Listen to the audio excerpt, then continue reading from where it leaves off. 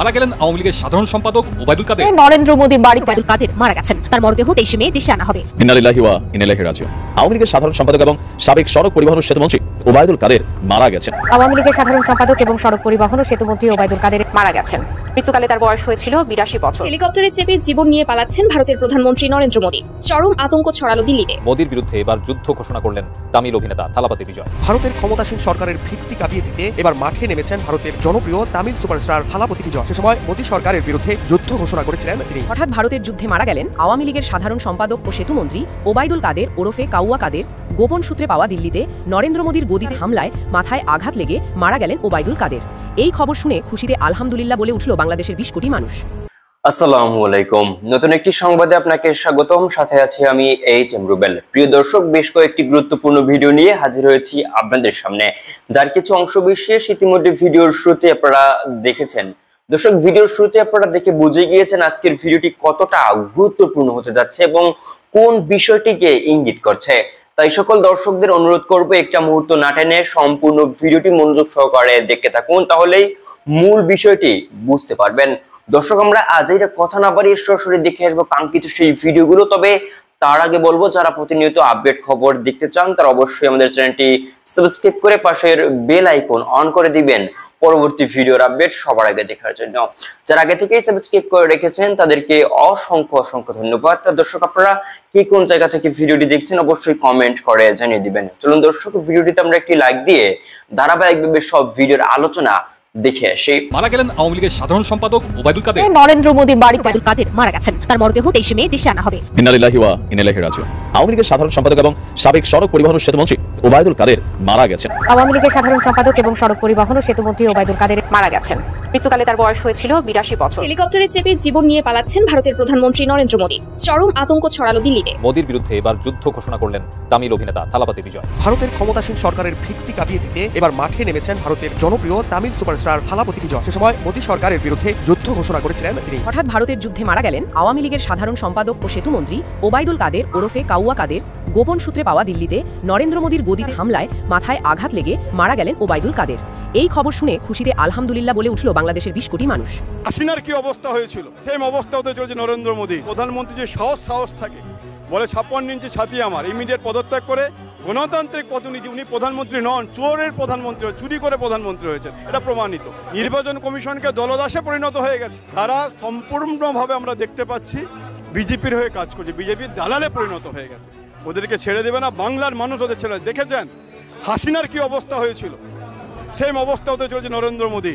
জনবিস্ফোরণ, জনগণ জেগে উঠেছে, যে কোনো সময় তাকে পালাতে হবে। কিন্তু বাংলার মানুষ হাসিনাকে পালাতে দিল, বাংলার ভারতবর্ষের মানুষ নরেন্দ্র মোদীকে পালাতে দেবে না।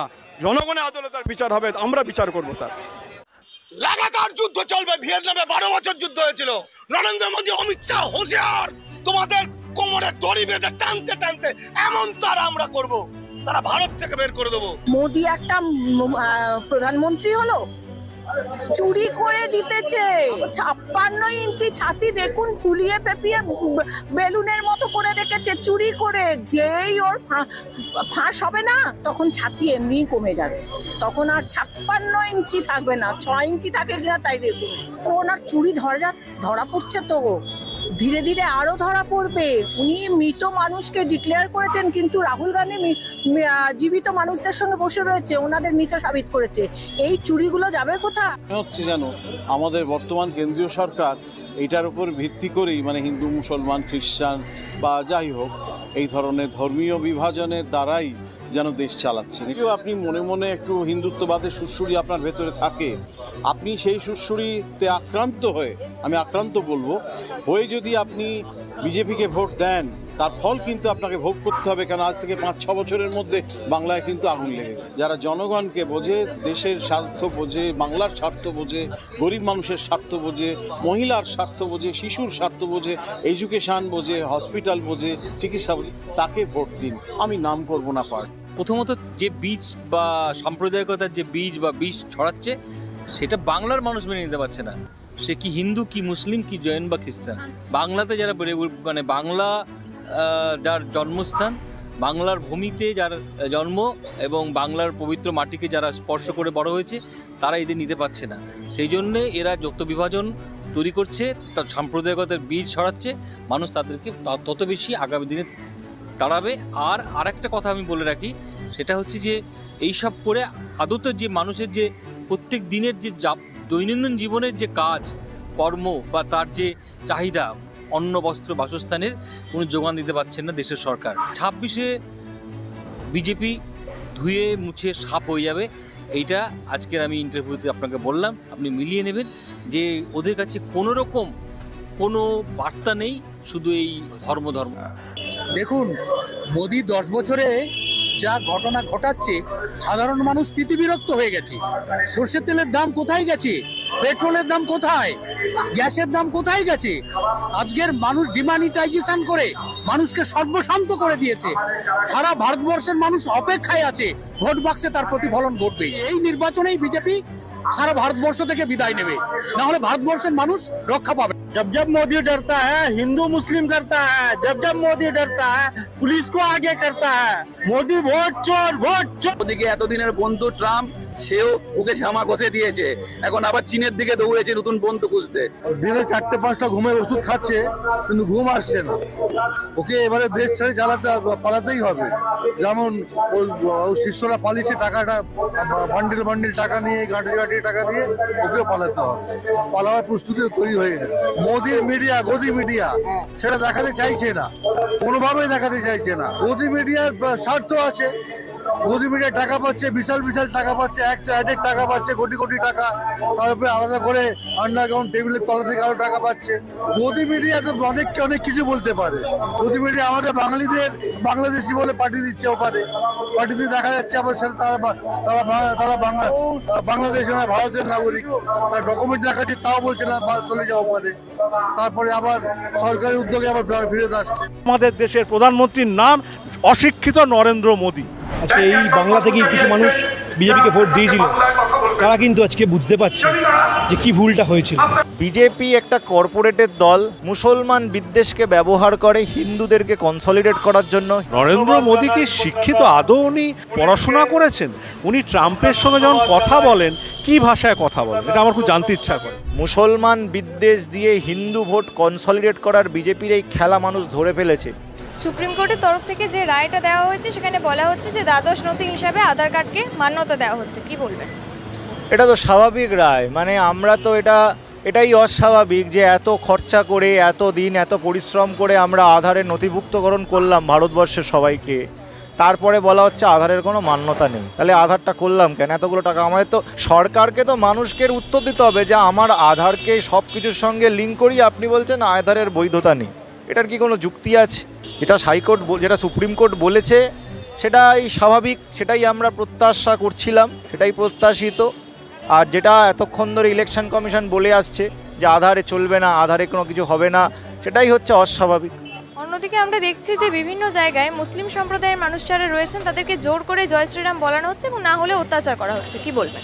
দেখুন, এইগুলো তো বিজেপি করে হিন্দু ভোটকে কনসলিডেট করার জন্য, কিন্তু হিন্দুরাও একটা জিনিস জানে যে এই সব জিনিসগুলো দিয়ে হবে না। বিজেপি একটা কর্পোরেটের দল, যারা মুসলমান বিদ্বেষকে ব্যবহার করে হিন্দুদেরকে কনসলিডেট করার জন্য। হিন্দুদেরকে যে আজকে আপনি জিজ্ঞেস করবেন আমার রাস্তাটা কোথায়, আমার চাকরিটা কোথায়, আমার স্কুল কোথায়, আমার কলেজ কোথায়, আপনাকে যদি এটা বুঝিয়ে দেওয়া যায় যে হিন্দুরা আক্রান্ত, হিন্দুরা আজকে শেষ হয়ে যাবে, হিন্দু থাকবে না, তখন আপনি আপনার অস্তিত্ব সংকটে পড়ে আপনি আর এই প্রশ্নগুলো করবেন না। তো সেই বাতাবরণটা তৈরি করার জন্য তারা কি করে, একটা নিরপরাধ অসহায় একটা দরিদ্র মুসলমানকে কোথাও ধরে তাকে চমকানো ধমকানো, তাকে করে তারা ভাবে এই বাতাবরণটা তৈরি করব যে হিন্দুরা আক্রান্ত মুসলমানদের দ্বারা আর আমরা মুসলমানদেরকে শায়েস্তা করছি।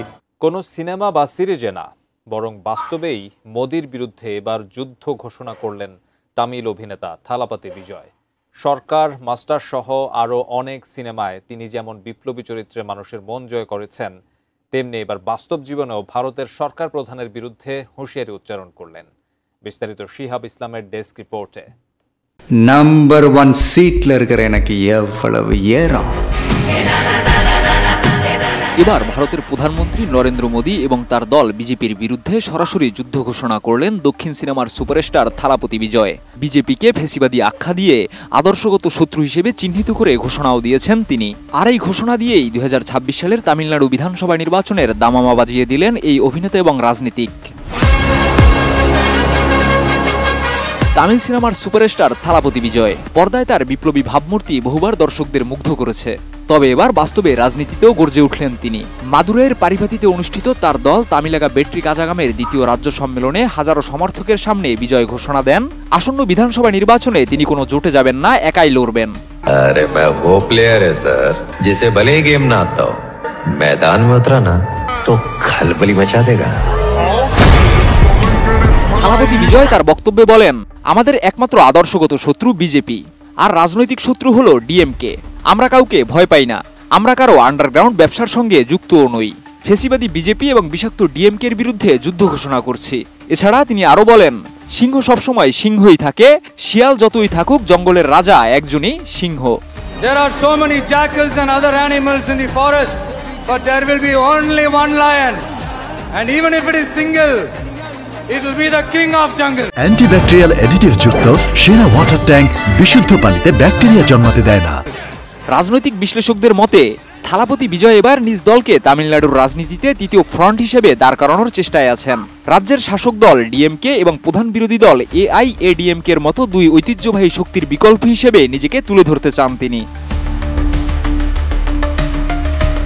2023 সালে টিভিকে গঠন করে রাজনীতিতে আনুষ্ঠানিক অভিষেক ঘটে বিজয়ের। তবে 2026 সালের তামিলনাড়ু বিধানসভা নির্বাচন হবে তার প্রথম রাজনৈতিক লড়াই। থালাপতি বিজয়ের এই রাজনৈতিক ঘোষণায় রীতিমতো তোলপাড় শুরু হয়েছে ভারতের রাজনৈতিক অঙ্গনে। পর্দার বিপ্লবী নায়ক এবার কতটা সফল হন রাজনীতির মঞ্চে, সেই দিকেই তাকিয়ে আছেন তার বিশাল সমর্থকেরা।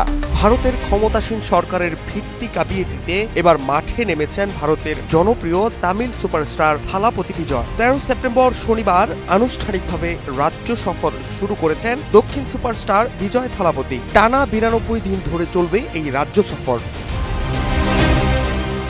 ক্ষমতাসীন নরেন্দ্র মোদী প্রশাসনকে রীতিমতো তুলোধুনো করেন থালাপতি। নির্বাচনী ওয়াদার কতটুকু পূরণ হয়েছে জবাব চান রাজ্য সরকারের কাছে। ভোটের মাঠে কাউকে বিন্দু মাত্র ছাড় না দেওয়ার হুঁশিয়ারি দিয়ে এই সুপারস্টার বলেন, জনগণ পাশে থাকলে আসন্ন নির্বাচনে তার দল টিভিকে কেউ রুখতে পারবে না। এর মধ্যে থালাপতি বিজয়ার রাজনৈতিক দল টিভিকে দক্ষিণের মানুষের মধ্যে বেশ জনপ্রিয় হয়ে উঠেছে। আগামী নির্বাচনে ক্ষমতাসীন ডিএমকে দলের সঙ্গে লড়াইয়ে বিজয় ছিনিয়ে আনার প্রতিশ্রুতি জানায় দলের কর্মী সমর্থকরা। গেল মাসেও থালাপতি বিজয়ার ডাকে সাড়া দিয়ে সমাবেশে যোগ দিয়েছেন লাখ লাখ মানুষ। সে সময় মোদী সরকারের বিরুদ্ধে যুদ্ধ ঘোষণা করেছিলেন তিনি। চলচ্চিত্রে ক্যারিয়ারের তুঙ্গে থাকা অবস্থায় রাজনীতিতে যোগ দেন দক্ষিণী এ তারকা। রাজনীতির মাঠেও অল্প দিনে তার জনপ্রিয়তা এখন তুঙ্গে। আগামী বছর তামিলনাড়ুর বিধানসভা নির্বাচনে অংশ নেওয়ার কথা রয়েছে তার। সোশ্যাল মিডিয়া জুড়েই গত কয়েকদিন ধরে থালাপতি বিজয়ের রাজ্য সম্মেলনের বিভিন্ন দৃশ্য ঘুরে ফিরেই আসছে। নেটিজেনদের অনেকেই বলছেন, ভারতীয় জনতা পার্টি বিজেপির বিরুদ্ধে অবস্থান নিয়ে থালাপতি তামিলনাড়ুর রাজনীতিতে নতুন যুগের সূচনা করতে যাচ্ছেন। সিনেমার পর্দা থেকে রাজনীতির মঞ্চ, ক্ষমতার চোখে চোখ রাখা এক নতুন রাজনৈতিক শক্তির উত্থান দেখল ভারতীয়বাসী।